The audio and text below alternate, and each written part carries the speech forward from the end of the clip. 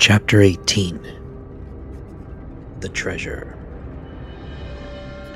When Dantes returned next morning to the chamber of his companion in captivity, he found Faria seated and looking composed. And the ray of light which entered by the narrow window of his cell he held open in his left hand, of which alone, it will be recollected, he retained the use, a sheet of paper, which from being constantly rolled into a small compass had the form of a cylinder and was not easily kept open. He did not speak, but showed the paper to Dantes. "What is that?" he inquired. "Look at it," said the Abbe with a smile. "I've looked at it with all possible attention," said Dantes, "and I only see a half-burned paper on which are traces of Gothic characters inscribed with a peculiar kind of ink." "This paper, my friend," said Faria, "I may now avow to you, since I have the proof of your fidelity. This paper is my treasure, of which from this day forth 1/2 belongs to you." The sweat started forth on Dante's brow. Until this day, and for how long a time, he had refrained from talking of the treasure which had brought upon the Abbe the accusation of madness. With his instinctive delicacy, Edmund had preferred avoiding any touch on this painful chord, and Faria had been equally silent. He had taken the silence of the old man for a return to reason, and now these few words, uttered by Faria after so painful a crisis, seemed to indicate a serious relapse into mental alienation. "Your treasure?" stammered Dantes. Faria smiled. "Yes," said he, "you have indeed a noble nature, Edmund, and I see by your paleness and agitation what is passing in your heart at this moment. No, be assured, I am not mad. This treasure exists, Dantes, and I have not been allowed to possess it. You will. Yes, you. No one will listen or believe me, because everyone thought me mad. But you, who must know that I am not, listen to me and believe me so afterwards if you will." "Alas," murmured Edmund to himself, "this is a terrible relapse. There's only this blow wanting." Then he said aloud, "My dear friend, your attack has, perhaps, fatigued you. Had you not better repose a while? Tomorrow, if you will, I will hear your narrative, but today I wish you to nurse you carefully. Besides," he said, "a treasure is not a thing we need to hurry about." "On the contrary, it is a matter of the utmost importance, Edmund," replied the old man. "Who knows if tomorrow or the next day after the third attack may not come on, and then must not all be over?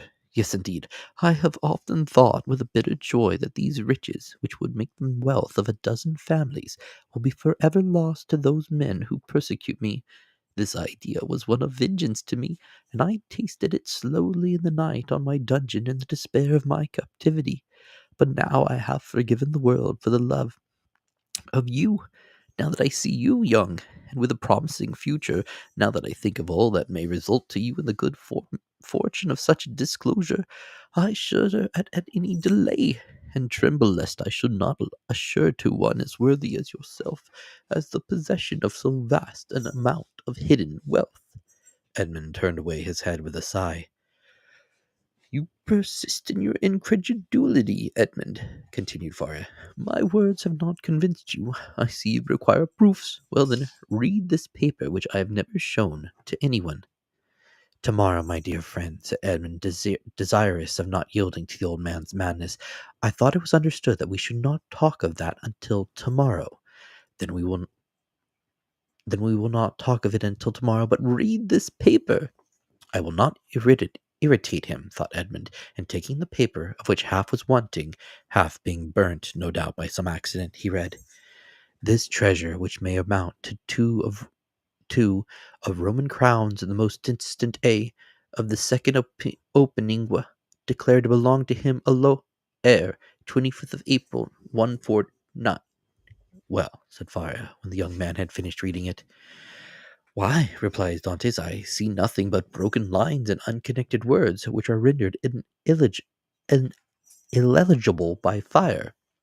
"Yes, to you, my friend, who read them for the first time, but not for me, who have grown pale over them by many nights studying, and have reconstructed every phrase, completed every thought." "And you believe you have discovered the hidden meaning?" "I am sure of it. and you shall judge for yourself. But first listen to the history of this paper." "Silence!" exclaimed Dante. "Steps approach. I go. Adieu." And Dantes, happy to escape the history and explanation which would be sure to confirm his belief in his friend's mental instability, glided like a snake along the narrow passages, while Faria, restored by his alarm to a certain amount of activity, pushed the stone into place with his foot and covered it with a mat in order to more effectually to avoid discovery. It was the governor who, hearing of Faria's illness from the jailer, had come in person to see him. Faria sat up to receive him, avoiding all gestures in order that he might conceal from the governor the paralysis that had already half stricken him with death.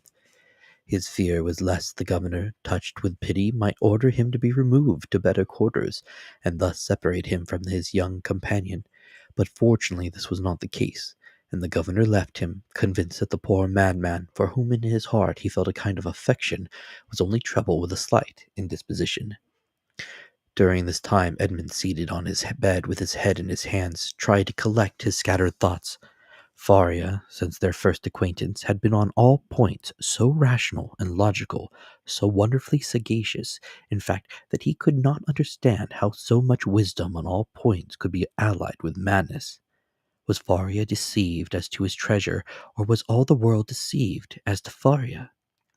Dantes remained in his cell all day, not daring to return to his friend, thinking thus to defer the moment when he should be convinced, once for all, that the Abbe was mad. Such a conviction would be so terrible.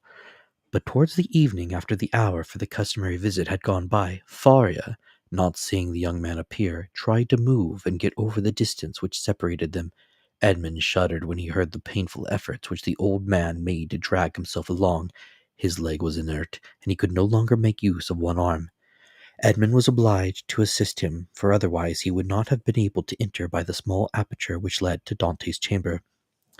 "Here I am pursuing you remorselessly," he said with a benignant smile.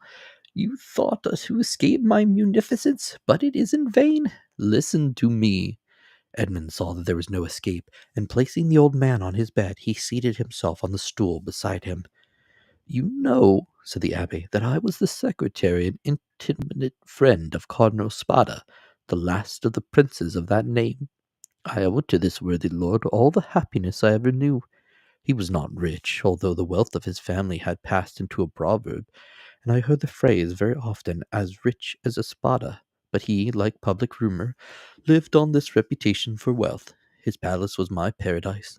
I was tutor to his nephews, who are dead, and when he was alone in the world, I tried by absolute devotion to his will to make up to him all he had done for me during 10 years of unremitting kindness. The cardinal's house had no secrets for me. I had often seen my noble patron annotating ancient volumes and eagerly searching amongst dusty family's manuscripts. One day, when I was reproaching him for his unavailing searches and deploring the prostration of mind that followed them, he looked at me and smiled bitterly, opened a volume related to the history of the city of Rome. There, in the 20th chapter of the low life of Pope Alexander VI, were the following lines, which I can never forget. The great wars of Romagna had ended. Caesar Borgia, who had completed his conquest, had need of money to purchase all Italy. The Pope had also need of money to bring matters to an end with Louis XII, King of France, who was formidable still in spite of his recent reverses, and it was necessary, therefore, to have recourse to some profitable scheme, which was a matter of great difficulty in the impoverished condition of exhausted Italy. His Holiness had an idea. He determined to make two cardinals by choosing two of the greatest personages of Rome, especially rich men. This was the return the Holy Father looked for. In the first place, he could sell the great appointments and splendid offices which the cardinals already held, and then he had the two hats to sell besides. There was a third point in view, which was appear hereafter. The Pope and Caesar Borgia first found the two future cardinals. They were Giovanni Rospiglioso, and held four of the highest dignities of the Holy See, and Cesare Spada, one of the noblest and richest of the Roman nobility. Both felt the high honor of such a favor from the Pope. They were ambitious, and Cesare Borgia soon found purchasers for their appointments.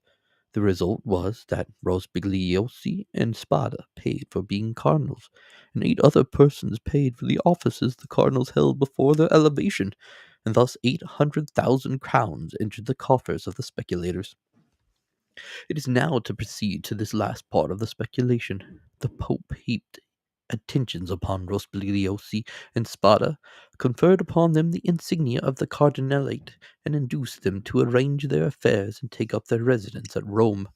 Then the Pope and Cesare Borgia invited the 2 cardinals to dinner. This was a matter of dispute between the Holy Father and his son. Cesar thought they could make use of one of the means which he always had ready for his friends. That is to say, in the first place, the famous key which was given to certain personages with the request that they go and open a designated cupboard. This key was furnished with a small iron point, a negligence on the part of the locksmith. When this was pressed to effect the opening of the cupboard, of which the lock was difficult, the person was pricked by this small point and died the next day. Then there was the ring with the lion's head, which Cesar wore when he wanted to greet his friends with a clasp of the hand. The lion bit the hand thus favored, and at the end of 24 hours the bite was mortal. Cesar proposed to his father that they should either ask the cardinals to open the cupboard or shake hands with them, but Alexander VI replied, "Now, as to the worthy cardinals Spada and Rospigliosi, let us ask both of them to dinner. Something tells me that we shall get that money back.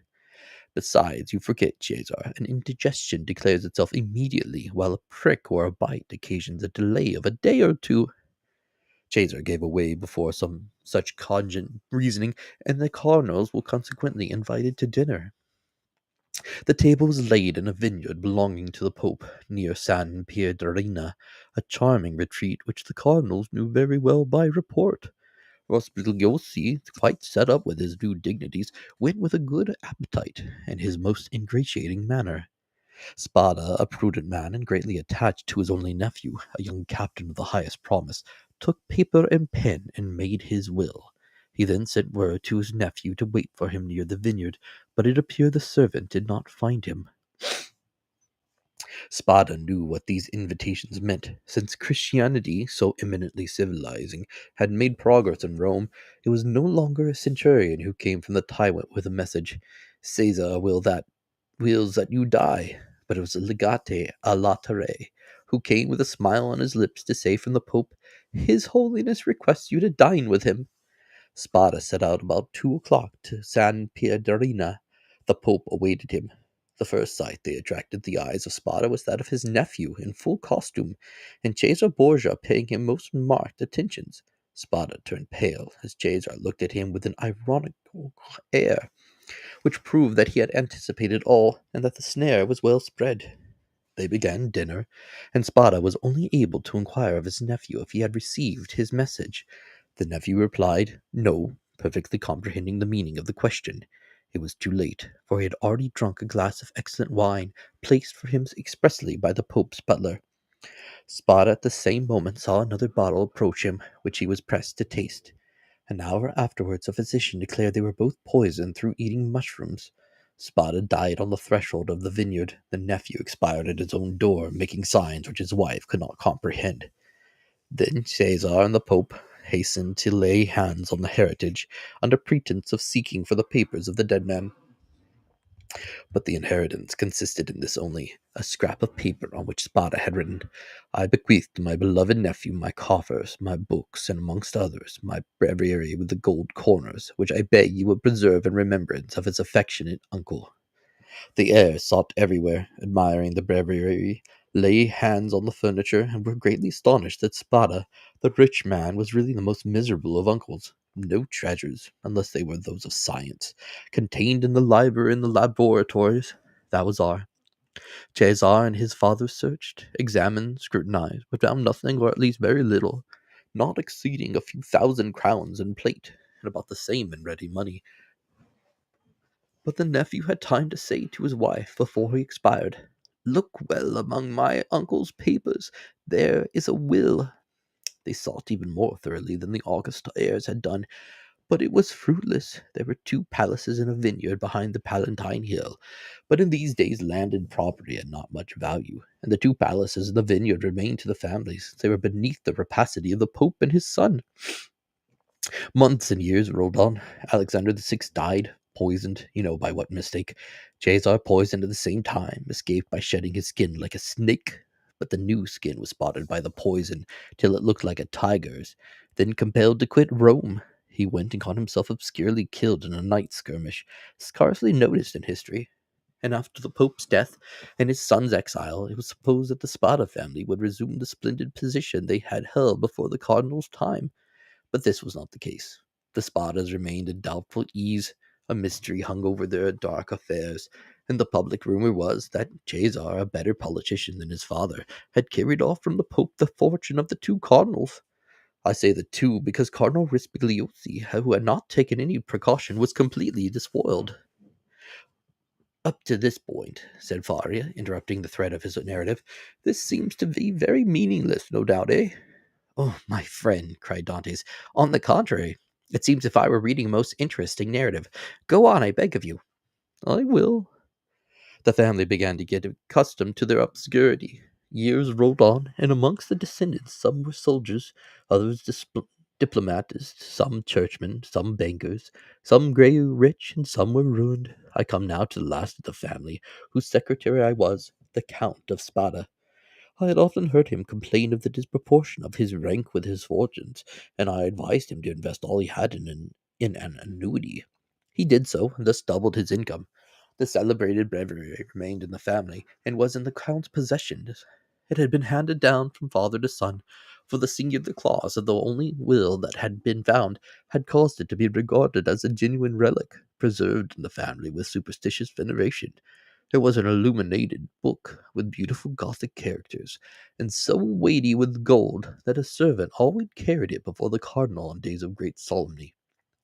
At the sight of papers of all sorts, titles, contracts, parchments, which were kept in the archives of the family, all descended from the poisoned cardinal, I in my turn examined the immense bundles of documents, like 20 servitors, stewards, secretaries before me. But in spite of the most exhaustive searches, I found nothing. Yet I had even written a precise history of the Borgia family, for the sole purpose of assuring myself whether any increase of fortune had occurred to them on the death of the Cardinal Cesar Spada, but could only trace the acquisition of the property of the Cardinal Raspigliosi, his companion in misfortune. I was then almost assured that the inheritance had neither profited the Borgias nor the family, but had remained unpossessed like the treasures of the Arabian Nights, which slept in the bosom of the earth until the eyes of the genie. I searched, ransacked, counted, calculated a thousand times the income and expenditure of the families for 300 years. It was useless. I remained in my ignorance, and the Count of Spada in his poverty. My patron died. He had reserved from his annuity his family papers, his library, composed of 5,000 volumes, and his famous breviary. All these he bequeathed to me, with 1,000 Roman crowns, which he had in ready money, on condition that I would have anniversary masses said for the repose of his soul, and that I would draw up a genealogical tree and history of his house. All this I did scrupulously. Be easy, my dear, and we are near the conclusion. In 1807, a month before I was arrested, and a fortnight after the death of the Count of Spada on the 25th of December, you will see presently how the date became fixed in my memory, I was reading, for the thousandth time, the papers I was arranging, for the palace was sold to a stranger, and I was going to leave Rome and settle at Florence, intending to take with me 12,000 francs I possessed, my library, and the famous breviary, when tired with my constant labor at the same thing, and overcome by a heavy dinner I had eaten, my head dropped on my hands, and I fell asleep about 3 o'clock in the afternoon. I awoke as the clock was striking 6. I raised my head. I was in utter darkness. I rang for a light, but as no one came, I determined to find one for myself. It was indeed but anticipating the simple manners which I should soon be under the necessity of adopting. I took a wax candle in one hand, and with the other groped about for a piece of paper, my matchbox being empty, with which I proposed to get a light from the small flame still playing on the embers. Fearing, however, to make use of any valuable piece of paper, I hesitated for a moment, then recollected that I had seen in the famous breviary, which was on the table beside me, an old paper quite yellow with age, and which had served as a marker for centuries, kept there by the request of the heirs. I felt for it, found it, twisted it up together, and put it into the expiring flames, set light to it. But beneath my fingers, as by magic, in proportion as the fire ascended, I saw yellowish characters appear on the paper. I grasped it in my hand, but put out the flame as quickly as I could, lighted up my taper and the fire itself, and opened the crumbled paper with inexpressible emotion, recognizing when I had done so that these characters had been traced in mysterious and sympathetic ink, only appearing when exposed to the fire. Nearly 1/3 of the paper had been consumed by the flame. It was that paper you read this morning. Read it again, Dantes, and then I will complete for you the incomplete words and unconnected sense. Faria, with an air of triumph, offered the paper to Dantes, who this time read the following words, traced with an ink of reddish color resembling rust. This 25th day of April, 1498, be Alexander the Sixth, and fearing that not, he may desire to become my heir and Bentivoglio, who were poisoned, my sole heir that I have, but and has visited with me, that is, in island of Monte Cristo, all I possess, jewels, diamonds, gems, that I alone may amount to nearly 2,000,000, will find on raising the 20th creek to the east in a right line, two open in these caves. The treasure is in the furthest, which treasure I bequeath and leave as my sole heir, 25th April, 1498. Che. And now, said the Abbe, read this other paper. And he presented to Dantes a second leaf with the fragments of lines written on it, which Edmund read as following: Being invited to dine by his holiness, content with making me pay for my hat, serves for me the fate of Cardinals Caprabra, and declare to my nephew Guida Spada, ride in place he knows, the caves of the small, est of ingots, gold, money, know of the existence of this treasures, which lions of Roman crowns, and of which he cook from the small ings have been made, Ingly in the second, tire to Char Spada. Faria followed him with an exciting look. And now, he said, when he saw that Dantes had read the last lines, put the two fragments together and judge for yourself. Dantes obeyed, and the conjoined pieces gave the following: The 25th day of April, 1498, being invited to dine by His Holiness Alexander the Sixth, and fearing that not content with making me pay for my hat, he may desire to become my heir, and reserves for me the fate of Cardinals Caprara and Piticovoglio, who were poisoned. I declare to my nephew Guido Spada, my sole heir, that I have buried in a place he knows and has visited with me, that is, in the caves of the small island of Monte Cristo, all I possessed of ingots, gold, money, jewels, diamonds, gems, that I alone know of the existence of this treasure, which may amount to nearly 2,000,000 of Roman crowns, and which he will find on raising the 20th rock from the small creek to the east in a right line. Two openings have been made in these caves. The treasure is the furthest angle in the second, which treasure I bequeath and leave entire to him as my sole heir, the 25th of April, 1498. Caesar Spada. Well, do you comprehend now? Inquired Faria. It is the declaration of Cardinal Spada, and they will so long sought for, replied Edmund, still incredulous. Yes, and 1,000 times yes. And who completed it as it is now is? I did, aided by the remaining fragment. I guessed the rest, measuring the length of the lines by those of the paper, and divining the hidden means by means of what was in part revealed, as we were guided in the cabin by the small ray of light above us. And what did you do when you arrived at this conclusion? I resolved to set out, and did set out at the very instant, carrying with me the beginnings of my great work, the unity of the Italian kingdom. But sometime the imperial police, who at this period, quite contrary to what Napoleon desired, so soon as he had a son born to him, wished for a partition of provinces, had their eyes on me, and my hasty departure, the cause of which they were unable to guess, having aroused their suspicions, I was arrested at the very moment I was leaving Piombino. Now, continued Faria, addressing Dantes with an almost paternal expression, now, my dear fellow, you know as much as I do myself.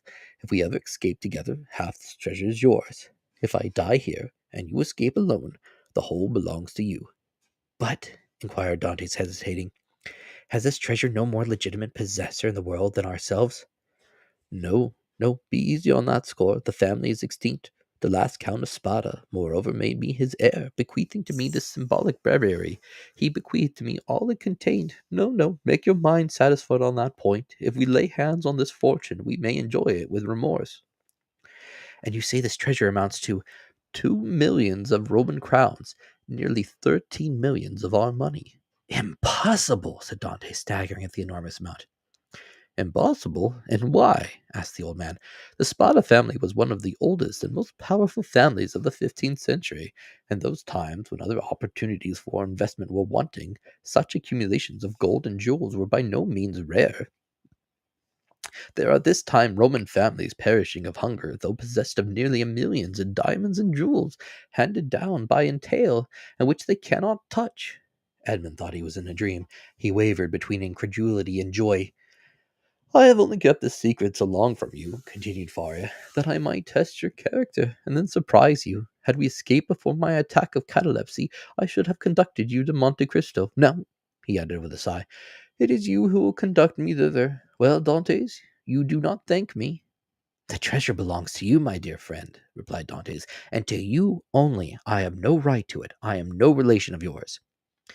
You are my son, Dantes, exclaimed the old man. You are the child of my captivity.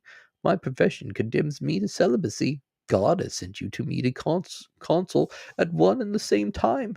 The man who could not be a father, and the prisoner who could not get free. And Faria extended the arm of which alone the use remained to him, to the young man, who threw himself upon his neck and wept.